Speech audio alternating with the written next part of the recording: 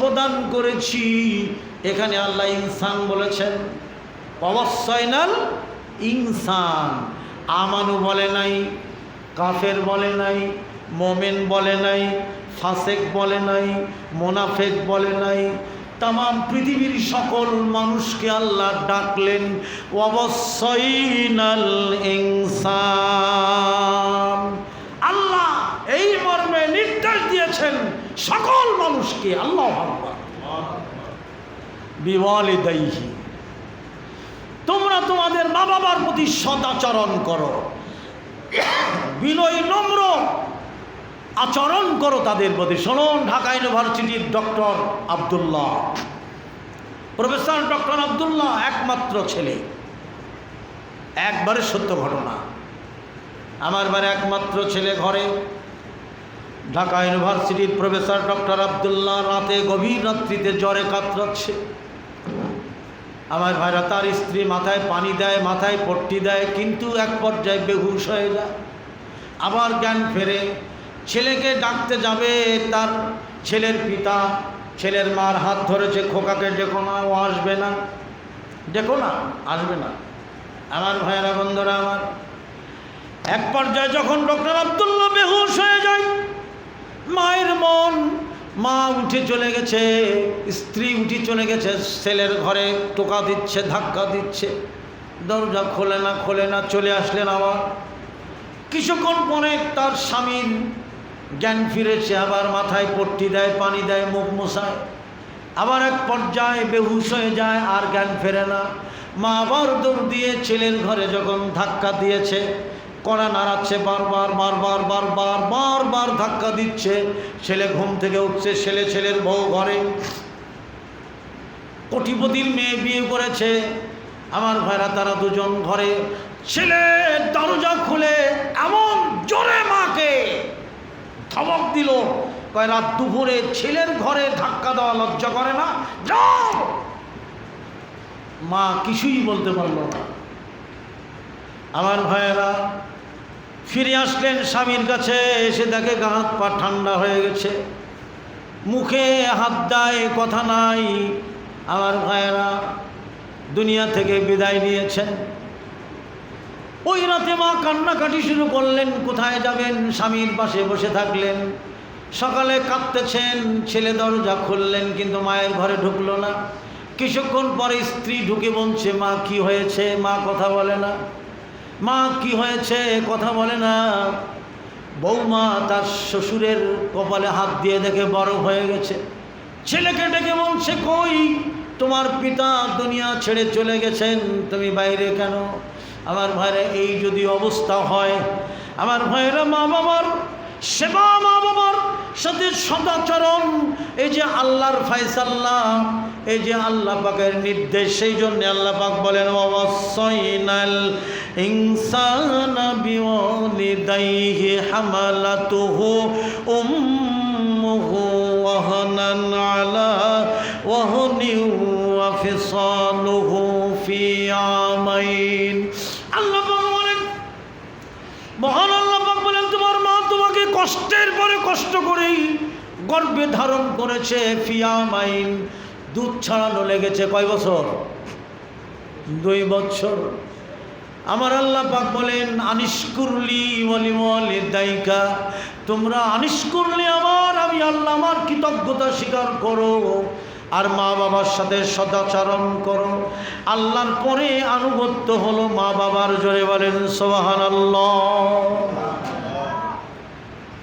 আল্লাহর নবী মুহাম্মদুর রাসূলুল্লাহ সাল্লাল্লাহু আলাইহি ওয়াসাল্লাম, বাইহাকি সহিহা, হাদিস নাম্বার 2251, 2813। আল্লাহর রাসূল বলছেন, আমার ভাইয়েরা,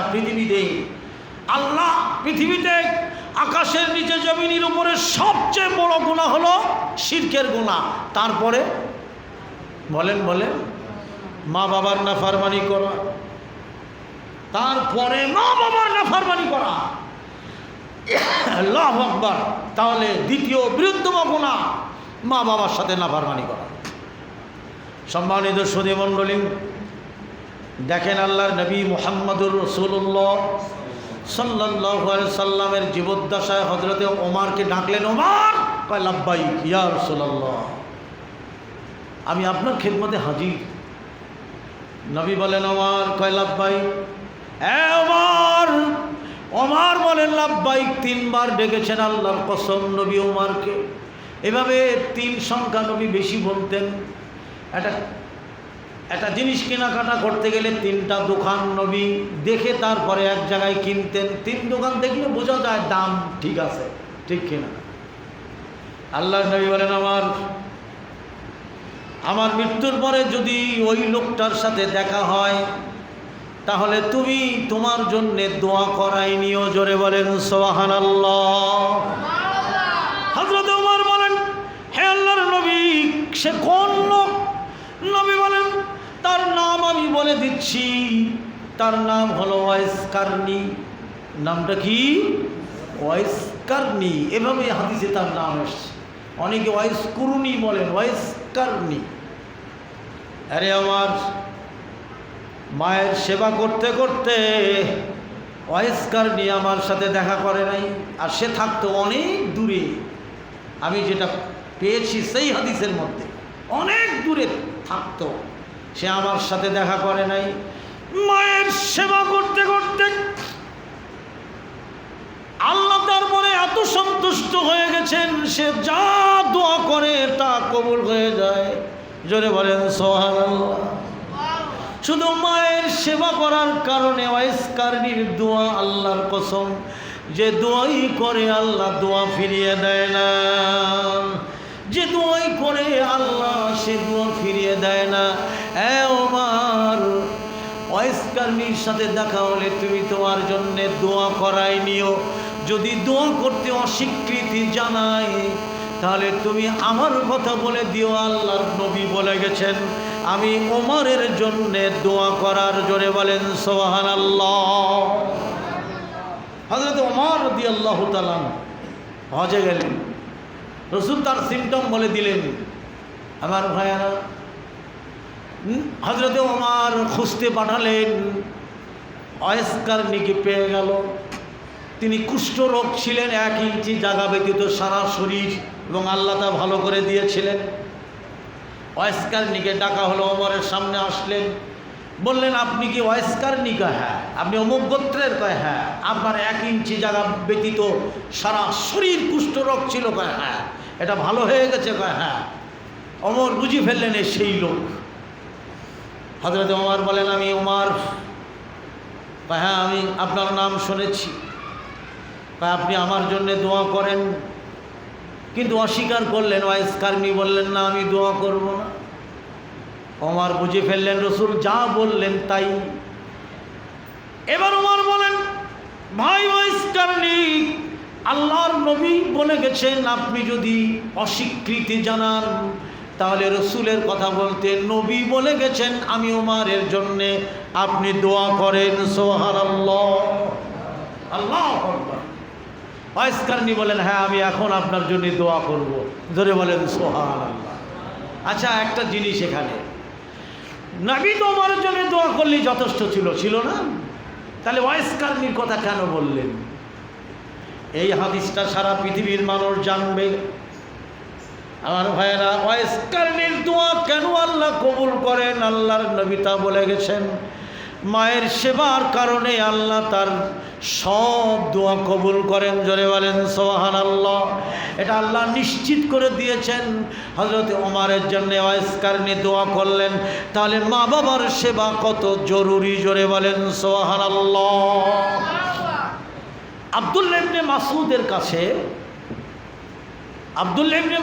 কাছে এক ব্যক্তি এসে বললেন যে আপনি আমার জন্যে, আমি বড় ধরনের অপরাধ করেছি, যা কবিরা গুনাহ, এত বড় অন্যায় করেছি, আমার উপরে হক জারি হয়ে গেছে।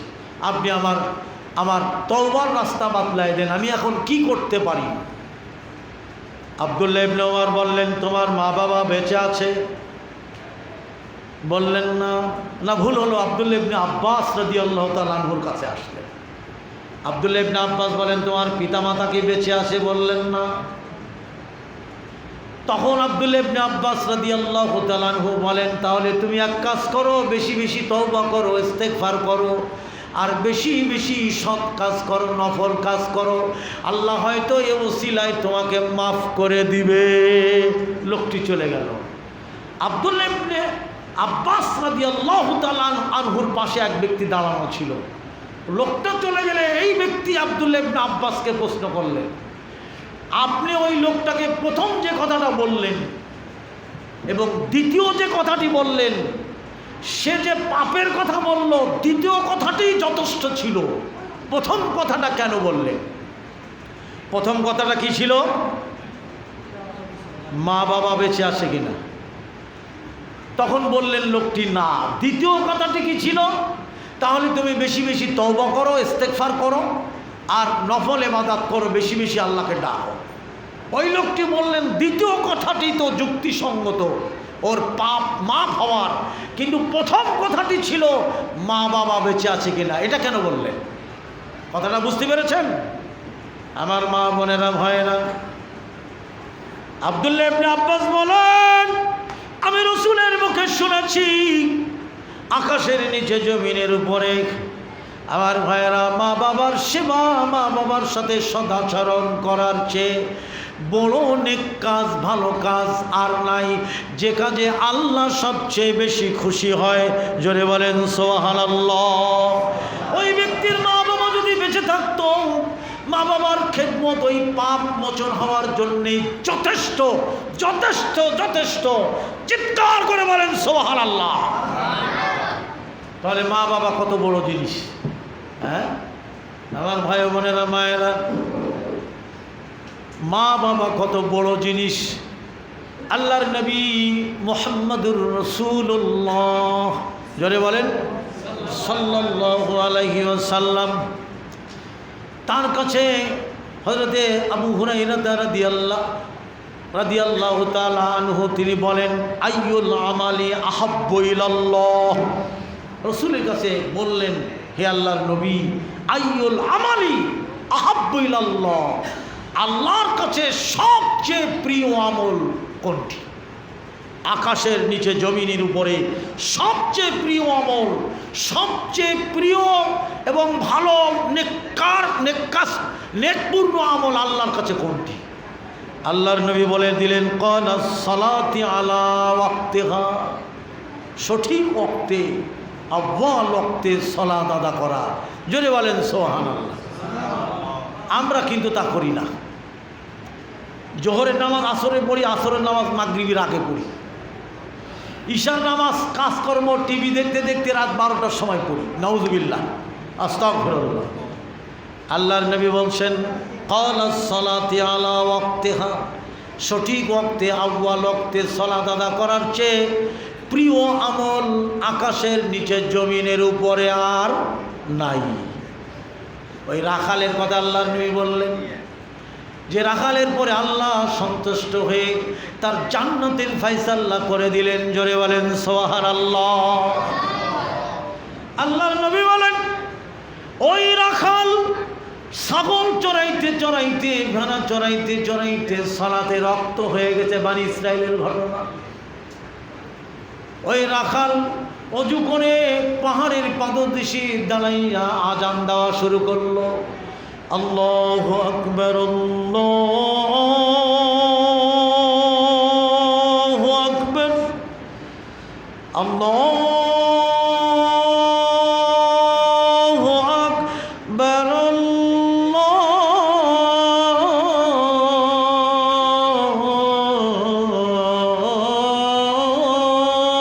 আল্লাহু আকবার। আজান দেওয়া শুরু করলো।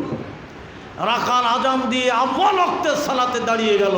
জোরে বলেন আলহামদুলিল্লাহ। একাই ইমাম, একাই মুক্তাদি, আউয়াল ওয়াক্তের সালাতে দাঁড়িয়ে গেল। আল্লাহ পাক খুশি হয়ে গেলেন। ফেরেশতাদেরকে বললেন, আমার ভাইরা, সহিহা হাদিস নাম্বার 2859। আল্লাহর নবী বলেন, আল্লাহ পাক ফেরেশতাদের বললেন, তোমরা সাক্ষী থাকো, ওই রাখাল আউয়াল ওয়াক্তের সালাতে দাঁড়িয়ে গেছে। আজান দিয়ে ওই ইমাম, ওই মুয়াজ্জিন, ওই মুক্তাদি, ফেরেশতারা সাক্ষী থাকো, আমি আল্লাহ এই রাখালের জীবনের সব গুনাহ ক্ষমা করে দিলাম। তাহলে আউয়াল ওয়াক্তে সালাত আদা করা। দোকানদার দোকানদারি করছে, জোহর গেল, আসর গেল, একসঙ্গে 3 ওয়াক্ত 4 ওয়াক্ত পড়ে নাই। কিসের নামাজ? হ্যাঁ, কিসের নামাজ? নামাজ পড়ো, নামাজ পড়ো, নামাজ পড়ো মুসলমান। 5 বার পড়লে নামাজ, পাপ হবে তোর অবসান। পাপ কি হবে? শেষ। পূবের রবি ওঠার আগে ফজর নামাজ পড়তে হবে। মাপনাহিয়ের যেন সবে মুয়াজ্জিনের শোনো আজান। দুপুর শেষে পশ্চিমেতে হেলবে যখন দিন বেলা। জোহর নামাজ পড়তে রে ভাই করিস না কো আর হেলা। এই নামাজ পড়লে ভেবে দোজখ আগুন হারাম হবে। বেহেশতের ওই শান্তি সুধা অমর হয়ে করবি পান। আসর নামাজ মাঝের নামাজ, পাক কোরআনে বলছে হয়। আসর নামাজ বাতিল হলে জিন্দেগি তোর বৃথা যায়। কত আসর চলে গেছে আমাদের। হ্যাঁ, এটা বুখারীর হাদিস, সেটার ব্যাখ্যা দিয়ে এই গজল তৈরি করা। আসর নামাজ মাঝের নামাজ, পাক কোরআনে বলছে হয়। আসর নামাজ বাতিল হলে জিন্দেগি তোর বৃথা যায়। ছায়া কাঠির দ্বিগুণ হলে এই নামাজে আসবে চলে। এই নামাজটি মোমিনদারির ইমানদারির ইমতিহান। দিনের সুরুজ অস্ত গেলে আসবে নেমে যখন সাঁঝ। এই সময় যেন গুনাহ মাফের মাগরিবের সালাত। মরণ আধার, হাসর আধার, আরো আধার সকল গোর। সব আধারে পথের আলো, রাতের ইশার সালাত তোর। তাহাজ্জুদের নামাজ পড়বে সবাই, এই নামাজের তুলনা নাই। পড়লে নামাজ পাইবে রিহাই, হাসর কবর আর মিজান। এর সালাতের ব্যাখ্যা আল্লাহর নবী বলছেন যে আল্লাহর কাছে প্রিয় আমল সঠিক ওয়াক্তে, আউয়াল ওয়াক্তে সালাত আদা করা। ও যুবক, তুমি যেখানেই থাকো না কেন, আজান হলে মসজিদে চলে আসো। এটাই আমাদের পরকালের একমাত্র পাথর, একমাত্র নেক আমল, আল্লাহর কাছে প্রিয় আমল। সেটা হলো ক্বালাস সালাতি আলা ওয়াক্তিহা। সম্মানিত সুধী মণ্ডলী, সাহাবীরা বললেন, হে আল্লাহর নবী, ক্বালা সুম্মা আইয়ু, এরপরে আল্লাহর কাছে প্রিয় আমল কোনটি? আল্লাহর নবী বললেন, ক্বালা সুম্মা আইয়ু, ক্বালা সুম্মা বিররুল ওয়ালিদাইন। হাদিসেও আমার ভাইয়ের আল্লাহর কাছে প্রিয় আমল 3টি। এক নম্বরে সঠিক ওয়াক্তে সালাত আদা করা। 2 নম্বরে ক্বালা সুম্মা বিররুল ওয়ালিদাইন। নবী বলেন অতঃপর দ্বিতীয় আল্লাহর কাছে প্রিয় আমল হলো মা বাবার সেবা করা। জোরে বলেন সুবহানাল্লাহ। পিতামাতার সাথে সদাচরণ করা, বিনয়ী নম্র কথা বলা। আমার ভাইরা, আজকের মা বাবাকে কি করছে আমরা? ছেলে বিয়ে করেছে, বাড়িতে এসেছে, সারাটা জীবন ধরে মা রান্না বাড়া করে খাওয়াইল। আমার ভাইরা, জীবনে কোনো দিন বলে নাই মা তুমি খেয়েছো কি না, তাড়াতাড়ি তুমি খেয়ে নাও বলে নাই। কিন্তু বউ যখন ঘরে আসলো, ছেলে বাড়িতে এসে মা সারাদিন রান্না বাড়া করলো, আর ছেলে বউকে বলছে তুমি খাও নাই এখনো, তাড়াতাড়ি খেয়ে নাও। মা পাশে দাঁড়ানো, বলেন তো কেমন লাগবে? হ্যাঁ, মাকে না বলে বউকে বলে তুমি খাও নাই। আমার মায়েরা, বউয়ের সামনে মা বাবাকে ধমক দেওয়া কবিরা গুনাহ, পিতামাতার সাথে চোখ পাকিয়ে কথা বলা কবিরা গুনাহ, আঙ্গুল উঁচা করে কথা বলা কবিরা গুনাহ। আমার জীবনে আমি বাস্তব একটা ঘটনা দেখেছি, যা আপনাদের সামনে আমি তুলে ধরি। আমি তখন সাতক্ষীরা আলিয়া মাদ্রাসার শাসমের ছাত্র। হাফেজ হওয়ার পরে সাতক্ষীরাতে ভর্তি হই। দাখিলি শাসম পর্যন্ত পড়ে আমি ঢাকা যাত্রাবাড়িতে ভর্তি হই। ঠিক ওই সময় সাতক্ষীরা একটা গ্রাম আছে নগরঘাটা। এই নগরঘাটার এক ব্যক্তির নাম আব্দুল ওয়াদুদ। এই ব্যক্তি রাইস মিল চালাতো। এই যে পাকিস্তান প্লটে বড় চাকার রাইস মিল, ধান বাড়ানো, দেখেছেন কিনা জানি না। এই যে এই বিশাল চাকা, ওটা পা দিয়ে ঘোরাতে হতো, ঘোরায়া ঘোরায়া স্টার্ট হতো। আমার ভাই ও বোনেরা, ছেলে ঘরে, মা বারান্দায় ফজরের নামাজ পড়ে বসে আছে, হামানদুস্তি দিয়ে পানের বাটায় পান বাটতেছে। আর ছেলে বইয়ের ঘর থেকে এসে পিছন দিক থেকে মাকে লাথি মেরে নিচে ফেলাই দিয়েছে। মাকে লাথি মেরে নিচে ফেলে দিয়েছে। হয়তো বউ কি বলেছে, হঠাৎ মা বসে আছে, পিছন দিক থেকে একটা লাথি, বারান্দা বলে, সাতক্ষীরাতে বলে হেতনে, এইদিকে বলে বারান্দা, মাটির ঘরের বারান্দায় বসে মা পান বাটতেছে, আর ছেলে ঘর থেকে বের হয়ে লাথি মেরে মাকে নিচে ফেলে দিয়েছে। আমার ভাই বোনেরা, তিনটা দোয়া আল্লাহর সাথে আমার ভাইয়েরা পর্দা নাই। আর ওই তিন ব্যক্তি আর আল্লাহর সাথে তিনটা দোয়ায় পর্দা নাই। কি নাই? পর্দা বুঝেন তো? এই যে পর্দা নাই, এক নম্বরে আমার পিতা মাতার দোয়া, দুই নম্বরে মজলুমের দোয়া আমার ভাইয়েরা, তিন নম্বরে মুসাফিরের দোয়া। এই যে দিনের পথে যারা দায়ী মুসাফির, এই একটা দোয়া। আর একটা দোয়া হলো মজলুম ব্যক্তির দোয়া, আর একটা দোয়া হলো মা বাবার দোয়া। এই তিন ব্যক্তির দোয়ার সাথে আল্লাহর কসম, আল্লাহর সাথে কোনো পর্দা নাই। দোয়া করার সাথে সাথে কবুল হয়ে যায়। মাকে লাথি মেরে নিচে ফেলে দিল। আমার মায়ের মা চিৎকার দিয়ে বলেন, খোকা রে, খোকা, যে পা দিয়ে লাথি মারলি, পা তোর আজকের ঘরে ফিরবে না। মা বলে ফেলল। এই জন্য হাদিসে এসছে, তুমি মা বাবা যেন সন্তান যত অপরাধ করুক বদদোয়া না করে। দ্রুত মা বাবার বদদোয়া কবুল হয়ে যায়, বদদোয়া না করে। মা বলে ফেলল, খোকা, যে পা দিয়ে লাথি মারলি ওই পা তোর ঘরে ফিরবে না। ঘটনা ঘটলো কিভাবে দেখেন, ওই আব্দুল ওদুদ মাকে লাথি মেরে চলে গেল সকালবেলা রাইস মিল চালাইতে। ডান পা দিয়ে লাথি মেরেছিল মাকে। তা রাইস মিল চালাইতে গেলে বাম পা পিছনে একটা ঠ্যাক দিয়ে ডান পা চাকার মধ্যে দিয়ে চাকাটা ঘোরাতে হয়। আমার ভাইয়েরা, আব্দুল ওদুদ রাইস মিলের মিস্ত্রি ছিলেন।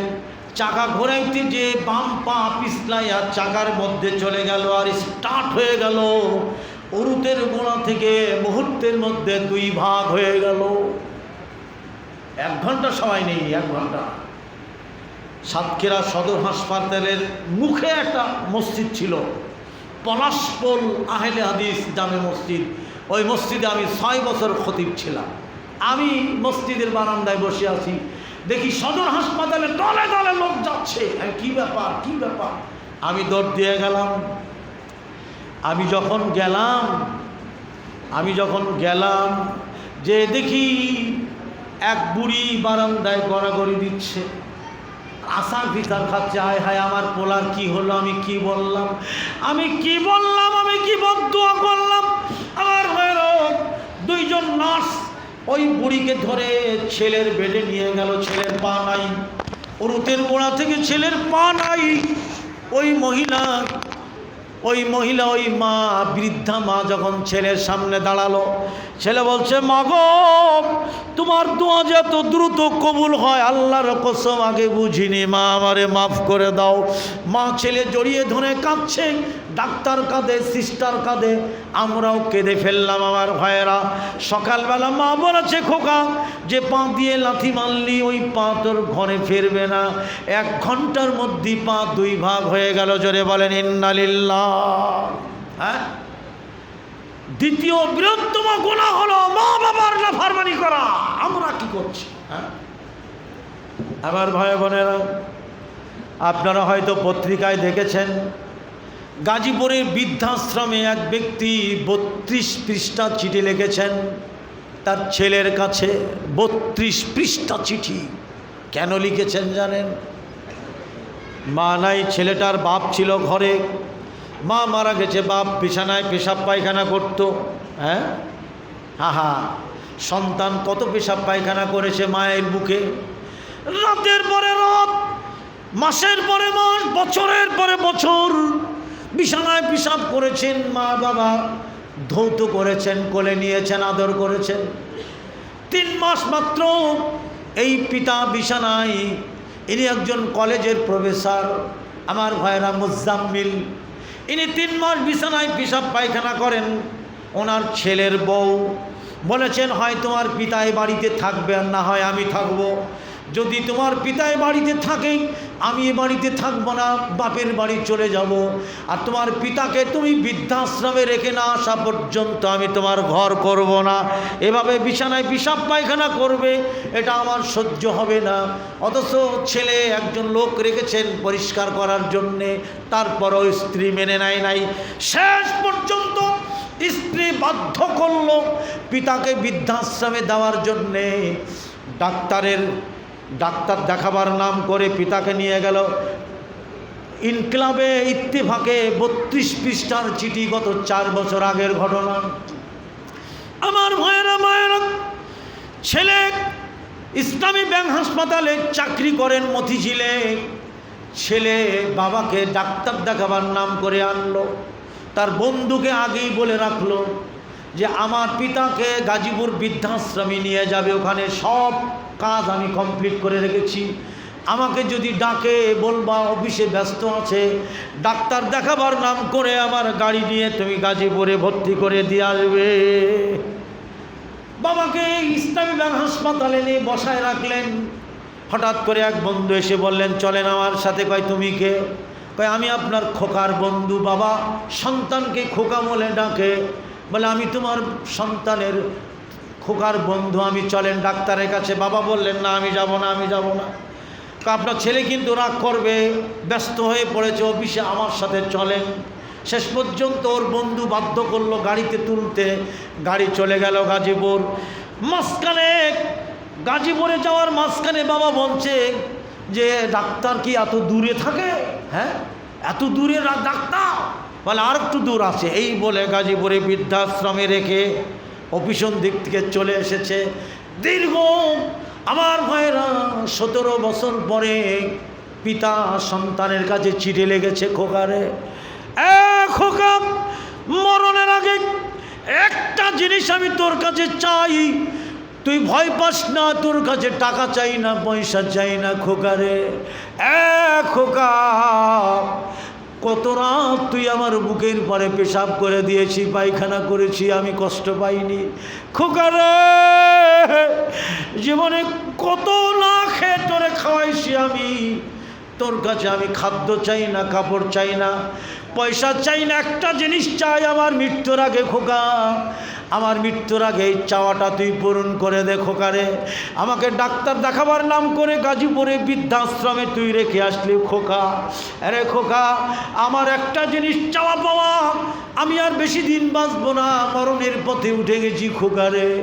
জীবনে একবার আমি তোর চেহারা দেখতে চাই। খোকা, তোর চেহারাটা একবার আমি দেখবো, আমার আত্মা শান্তি পাবে। তুই যদি তোর চেহারাটা একবার আমার দেখাস খোকা, আমার জীবনে আল্লাহর কাছে তোর বিরুদ্ধে আর কোনো অভিযোগ আমি করব না। আল্লাহর কসম করে বলছি, তোর এই সোনা মুখটা আমি একবার দেখব। 17টা বছর আমার এই বৃদ্ধাশ্রমে রাখলি খোকারে, 17 বছর আমি তোর চেহারা দেখিনি, আমার এত মনে পড়ে তোর চেহারা, ওই সোনা মুখটা আমার একবার দেখায়া তুই চলে যা। তুই ভয় পাস না, আমি তোর কাছে টাকা চাই না, তোর কাছে আমি পয়সা চাই না খোকারে, একবার তোর চেহারাটা আমারে দেখাইয়া যা। আর তাহারিকের মধ্যে ডক্টর গালিব সাহেব ঘটনা উল্লেখ করেছে। আমার ভাইয়েরা, কি নির্মম, কি নির্দয় সন্তানেরা কি করে জান্নাতে যাবে? এত সহজ জান্নাতে যাওয়া? হ্যাঁ মহব্বতের ভাইয়ের আমার, বন্ধুরা আমার, আল্লাহ পাক সেই জন্যে আল্লাহর নবীকে বলা হলো ক্বালা সুম্মা ইউ, এরপরে কোনটি নবী বললেন? ক্বালা সুম্মা বিররুল ওয়ালিদাইন, মা বাবার সেবা করা আল্লাহর কাছে দ্বিতীয় বৃহত্তম আমল, প্রিয় আমল। এরপরে আল্লাহর নবীকে বলেন ক্বালা সুম্মা ইউ, তারপরে কোনটি?